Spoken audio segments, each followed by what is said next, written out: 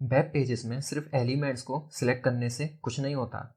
Real power तो तब मिलती है जब उन एलिमेंट्स को सिलेक्ट करके उनमें मॉडिफिकेशन कर सकें। जावास्क्रिप्ट का यूज़ करके हम डॉम की हर एक चीज़ बदल सकते हैं, चाहे वो टेक्स्ट हो, स्टाइल या फिर एट्रीब्यूट्स। आप एक बटन का कलर चेंज कर सकते हैं, किसी पैराग्राफ का टेक्स्ट बदल सकते हैं या किसी इमेज का सोर्स डायनेमिकली अपडेट कर सकते हैं। और ये सब होता है बिना पेज रिलोड किए। इस वीडियो में हम देखेंगे कि कैसे हम जावास्क्रिप्ट के मेथड्स जैसे कि इनर टेक्स्ट, टेक्स्ट एचटीएमएल और भी बहुत सारे इनका यूज़ करके कैसे हम अपने वेब पेजेस को इंटरेक्टिव बना सकते हैं। तो हेलो गाइस, मेरा नाम है लोकेंद्र। आप देख रहे हैं लोकी अनलॉक्ड, जहाँ हम अनलॉक करेंगे आपके ट्रू पोटेंशियल को।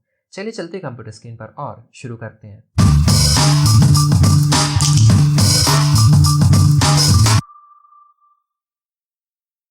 चलिए समझते हैं कि जावास्क्रिप्ट में हम कैसे अपने डॉम के एलिमेंट्स को चेंज कर सकते हैं। लेकिन इस वीडियो को भी कंटिन्यू करने से पहले, अगर आपने मेरी पिछली 2 वीडियोस नहीं देखी जिसमें मैंने डिटेल में बात की है कि जावास्क्रिप्ट में डॉम क्या होता है और कैसे हम डॉम के एलिमेंट्स को अलग अलग मेथड्स की हेल्प से सिलेक्ट कर सकते हैं, तो आपको वो जरूर से चेकआउट करनी चाहिए। अदरवाइज ये वीडियो देखने का कोई मतलब नहीं है। चलिए शुरू करते हैं।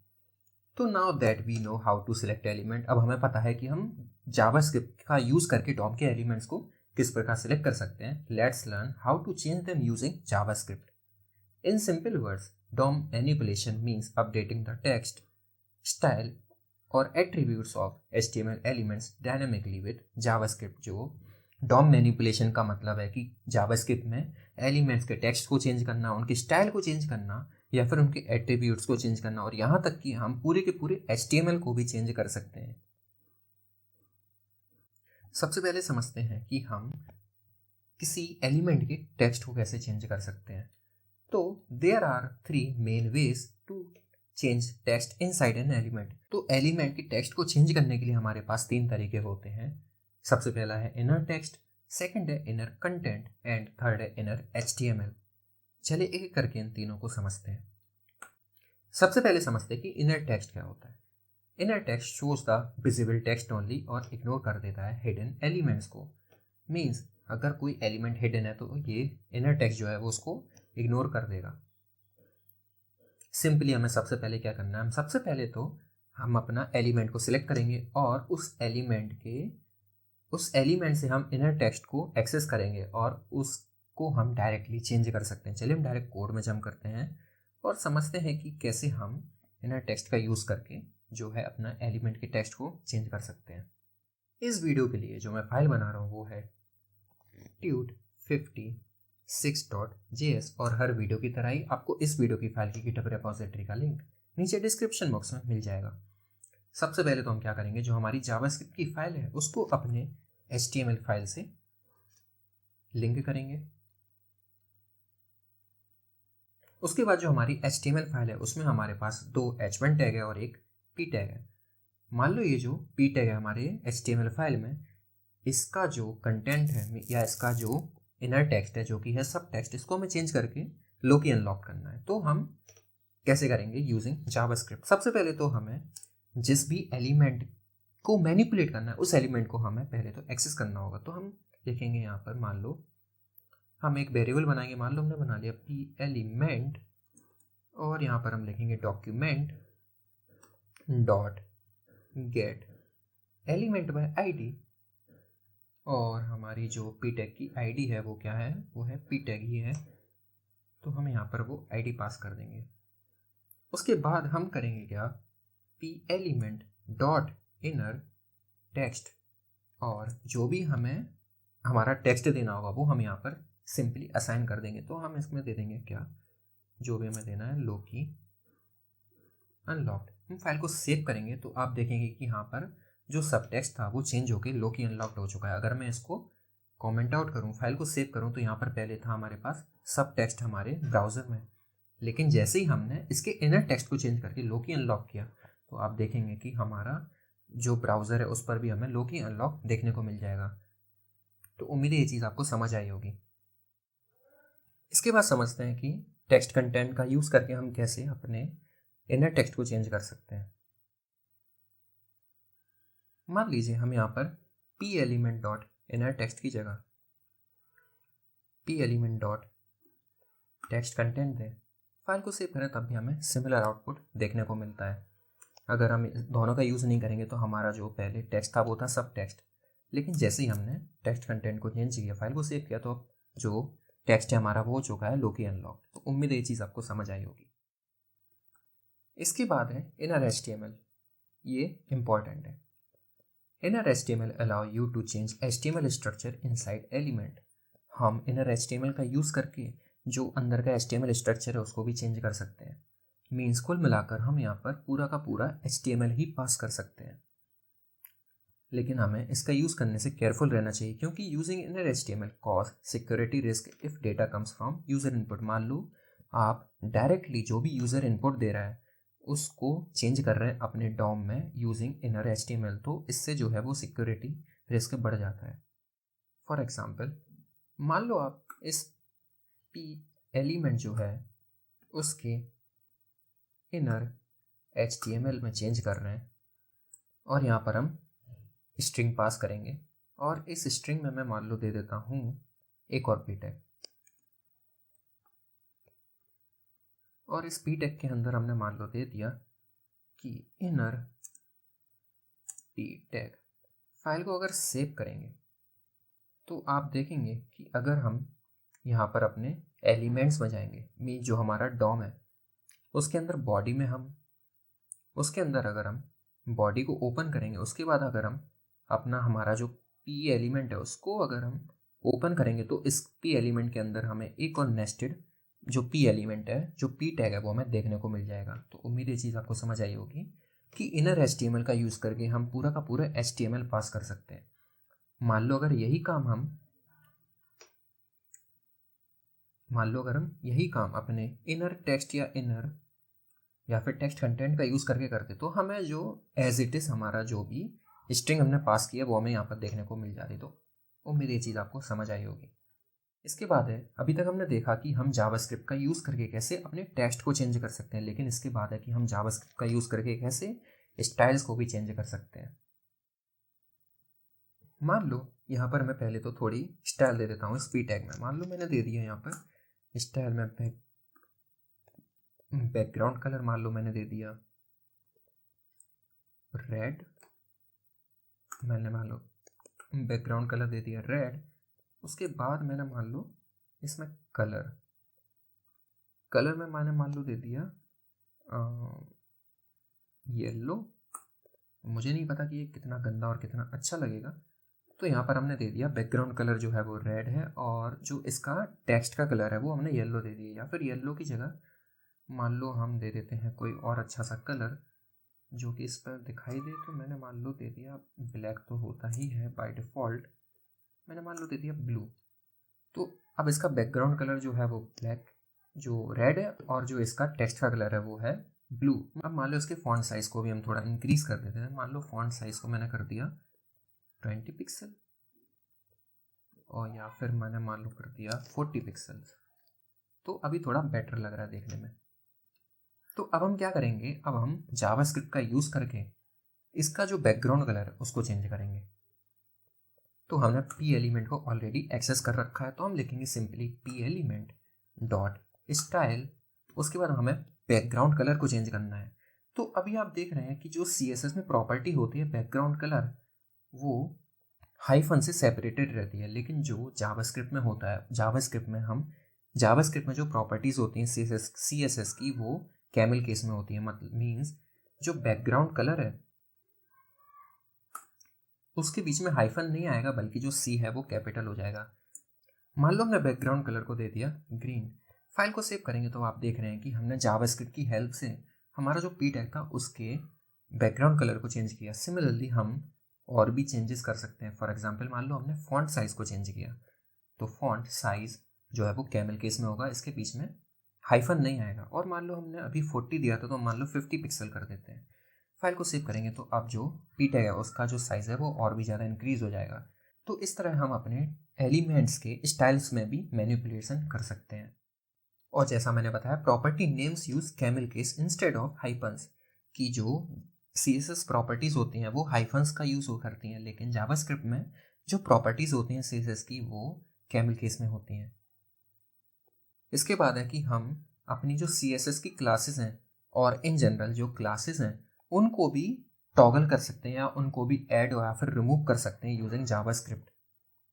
फॉर एग्जांपल सबसे पहले मैं इसको कमेंट आउट करूँगा। तो अगर हम यहाँ पर console.log करें p element dot class list को, तो आप देखेंगे कि हम कंसोल खोलेंगे तो आप देखेंगे कि क्लास लिस्ट में वो क्लासेस आ जाती हैं सारी, जो क्लासेस इसमें एग्जिस्ट करती हैं। मतलब कहने का क्या है कि अगर हम अभी तक इस पी में सिर्फ एक ही क्लास थी, मान लो हम एक आध क्लास और ऐड कर देते हैं।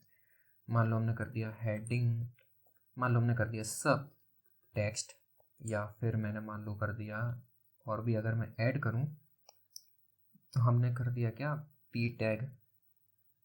अगर हम ऐसा करें तो अब आप देखेंगे कि जो हमारी क्लास लिस्ट है उसमें अब 3 एलिमेंट्स आ चुके हैं, हेडिंग 1, सब टेक्स्ट एंड पी टैग, जो कि हमारी क्लासेस के नेम है। जावास्क्रिप्ट का यूज़ करके हम इन क्लासेस को भी रिमूव या फिर ऐड कर सकते हैं। उसके लिए हमें सिंपली लिखना है P element dot class list dot remove, और उसके अंदर हमें वो अपनी वो क्लास पास करनी है जिसको हमें रिमूव करना है। मान लो हम पी टैग को ही रिमूव करना चाहते हैं, पी टैग नहीं, पी टैग। फाइल को सेव करेंगे और उसके बाद हम ये जो क्लास लिस्ट है उसको अगेन प्रिंट कराएंगे। तो अब आप देख सकते हैं कि पहले जो इसकी लेंथ थी 3 थी हमारे डॉम टोकन लिस्ट की, लेकिन अब जो डॉम टोकन लिस्ट की लेंथ है वो 2 बची है। मीन्स अगर हम इसको एक्सपेंड करेंगे तो हमारे पास जो पी टैग वाली क्लास थी वो अब इसमें नहीं देखने को मिलेगी। इसके बाद हम किसी क्लास को ऐड भी कर सकते हैं। मान लो हमने किया, मैं इसी को रेप्लिकेट कर लूँगा और यहाँ पर रिमूव की जगह मैं लिखूँगा ऐड, और मैंने मान लो पी टैग 1 को ऐड कर दिया। अब फाइल को सेव करेंगे तो अब आप देखेंगे कि अब हमें पी टैग 1 इसमें इंक्लूड होकर देखने को मिल जाएगा। आप एक आध और क्लास ऐड कर सकते हैं। फॉर एग्जाम्पल मान लो हमने पी टैग 2 को ऐड किया, तो अब पहले जो इसकी लेंथ थी वो 3 थी, अब 4 हो चुकी है क्योंकि हमने 2 क्लासेस को ऐड कर दिया है। तो उम्मीद ये चीज़ आपको समझ आई होगी। इसके बाद एक और मेथड होता है जो कि होता है टॉगल। टॉगल क्या करता है कि अगर कोई क्लास में एग्जिस्ट पहले से करती है तो उसको रिमूव कर देगा, अगर वो एग्जिस्ट नहीं करती तो उसको ऐड कर देगा। कहने का क्या मतलब है, अब आप देख रहे हैं कि इसमें जो पी टैग 1 क्लास है वो इसमें एग्जिस्ट करती है। अगर मैं इसमें क्या करूँगा, पी टैग 1 में टॉगल मेथड को कॉल करूँगा, टॉगल, फाइल को सेव करूँगा, तो अगेन जो इसकी लेंथ है वो 3 हो जाएगी और हमें यहाँ पर पी टैग 1 देखने को नहीं मिलेगा। लेकिन हम अगर टॉगल अगेन कॉल करेंगे तो जो इसकी लेंथ है वो फिर से 4 हो जाएगी और पी टैग इसमें ऐड भी हो जाएगा। तो हमने क्या समझा कि रिमूव से क्या होता है, क्लास रिमूव हो जाती है, ऐड से क्लास ऐड हो जाती है, और जो टॉगल होता है वो क्या करता है, अगर क्लास है तो रिमूव कर देता है और अगर नहीं है तो उसमें ऐड कर देता है। इसके बाद है कि हम एट्रीब्यूट्स को भी चेंज कर सकते हैं। एट्रीब्यूट्स मीन्स जैसे आईडी हुआ, क्लास हुआ या फिर स्टाइल हुआ, ये सारे एट्रीब्यूट्स होते हैं, इनको भी हम चेंज कर सकते हैं। और इसके लिए हमारे पास डिफरेंट डिफरेंट मेथड्स होते हैं। फॉर एग्जांपल सेट एट्रीब्यूट हमारे पास मेथड होता है, गेट एट्रीब्यूट मेथड होता है और रिमूव एट्रीब्यूट मेथड होता है। चलिए हम एक एक करके इन तीनों मेथड्स को देखते हैं। मान लो हम सबसे पहले यहाँ पर एक ए टैग बना लेते हैं और ए टैग में हमारे पास एक href एट्रीब्यूट होता है जिसको हम अभी नहीं देते हैं, और यहाँ पर हम सिंपली लिख देते हैं empty a टैग। फाइल को सेव करेंगे तो हमें यहाँ पर एक empty a टैग देखने को मिल जाएगा। और अगर आप यहाँ पर इसको मैं थोड़ा सा बड़ा कर लेता हूँ, और यहाँ पर अगर आप एलिमेंट्स में जाएंगे और नीचे देखेंगे तो जो ए टैग है वो एक सिंपल ए टैग है, इसमें कोई भी href अभी एट्रीब्यूट नहीं है। तो हमें क्या करना है, हमें इसी href एट्रीब्यूट को ऐड करना है इसमें। तो ऐड करने से पहले हम सभी जानते हैं कि हमें इस ए टैग को पहले सिलेक्ट करना पड़ेगा। तो हम जानते हैं कि हम बहुत सारे मेथड्स होते हैं सिलेक्ट करने के, लेकिन करंटली जो हमारा ए टैग है ना तो उसकी कोई आईडी है ना उसकी कोई क्लास है, तो हम उसको सिलेक्ट कर सकते हैं using gate elements bye tag. तो हम लगाएंगे ए टैग, मान लो तो हमने किया document dot gate element by tag name, और इसमें हमने पास कर दिया अपना ए टैग। और हम console.log करेंगे a टैग को, फाइल को सेव करेंगे तो हमें HTML कलेक्शन देखने को मिल जाएगा जिसकी 0th पोजीशन पे हमें a टैग देखने को मिल जाएगा। मीन्स हमें अगर इसको एक्सेस करना है तो हम यहाँ पर 0 पास कर देंगे इंडेक्स, तो हमें a टैग देखने को मिल जाएगा। इसके बाद हम क्या करेंगे कि हम देंगे a टैग और 0th, क्योंकि 0th एलिमेंट पर है, और इसमें हम लगाएंगे सेट एट्रीब्यूट। अब सेट एट्रीब्यूट में हमें पहला जो फील्ड नेम है वो देना होता है कि हमें कौन सा एट्रीब्यूट इसमें ऐड करना है। तो हमें ऐड करना है href को, और हमें मान लो इसमें href की जो वैल्यू है वो हमें ऐड करनी है www.google.com, और हम इसके पहले https भी लगा देते हैं। फाइल को सेव करेंगे तो उसके बाद हम अपने एलिमेंट्स में जाएंगे तो अब आप देखेंगे कि हमारा जो a टैग है उसमें जो href है जो पहले नहीं था वो अब ऐड हो चुका है। तो उम्मीद है ये चीज़ आपको समझ आई होगी कि हम किस प्रकार सेट एट्रीब्यूट का यूज़ करके हम अपने एलिमेंट्स में एट्रीब्यूट को ऐड कर सकते हैं। उसके बाद है कि हम गेट एट्रीब्यूट का यूज़ करके अपने एलिमेंट के जो एट्रीब्यूट्स हैं उनको एक्सेस भी कर सकते हैं। तो हम मान लो करेंगे .get एट्रीब्यूट, और इसमें हमें वो एट्रीब्यूट का नेम देना होता है जिस भी एट्रीब्यूट को हमें एक्सेस करना हो। तो हमारे केस में है href। जैसे ही हम href पास करेंगे तो हमारे जो href का एट्रीब्यूट है वो हमें देखने को मिल जाएगा। उम्मीद है ये चीज़ आपको समझ आई होगी। इसके बाद हम एट्रीब्यूट को रिमूव भी कर सकते हैं। हम सिंपली करेंगे रिमूव एट्रीब्यूट को कॉल, और इसमें हमें अगेन वो एट्रीब्यूट पास करना है जिसको हमें रिमूव करना है। तो हम पास कर देंगे href, फाइल को सेव करेंगे। उसके बाद हम अपने एलिमेंट में जाएंगे तो आप देखेंगे कि जो हमारा a टैग है उसमें अगेन अब कोई भी href एट्रीब्यूट नहीं देखने को मिलेगा। तो हमने देखा कि हम टेक्स्ट को चेंज कर सकते हैं using inner text, text content and inner HTML।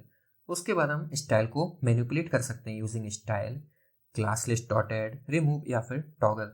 अब आप ऐसा मत सोचिएगा कि हम स्टाइल को क्लास लिस्ट का यूज़ करके कैसे हम रिमूव या फिर चेंज कर सकते हैं। अगर आपको HTML और CSS आता होगा तो आप जानते होंगे कि हम जो भी एलिमेंट्स होते हैं उनकी क्लास देते हैं और उन क्लासेस में हम अपनी स्टाइल को देते हैं। तो अगर हम जावास्क्रिप्ट का यूज़ करके वो क्लासेस ही रिमूव कर देंगे तो हमारी जो स्टाइल है वो भी तो रिमूव हो जाएगी ना अल्टीमेटली। उसके बाद है कि हम एट्रीब्यूट को चेंज कर सकते हैं यूजिंग सेट एट्रीब्यूट और रिमूव एट्रीब्यूट, और हम गेट एट्रीब्यूट का यूज़ करके अपने एट्रीब्यूट को एक्सेस भी कर सकते हैं। तो ये था चेंजिंग डॉम के बारे में एक ब्रीफ एक्सप्लेनेशन। अगले वीडियो में हम देखेंगे कि कैसे हम डॉम में एलिमेंट्स को क्रिएट या फिर रिमूव कर सकते हैं डायनेमिकली। अगर वीडियो पसंद आई हो तो लाइक करें, नए हो तो सब्सक्राइब करें चैनल को, और बेल आइकन को दबाना मत भूलिएगा। धन्यवाद।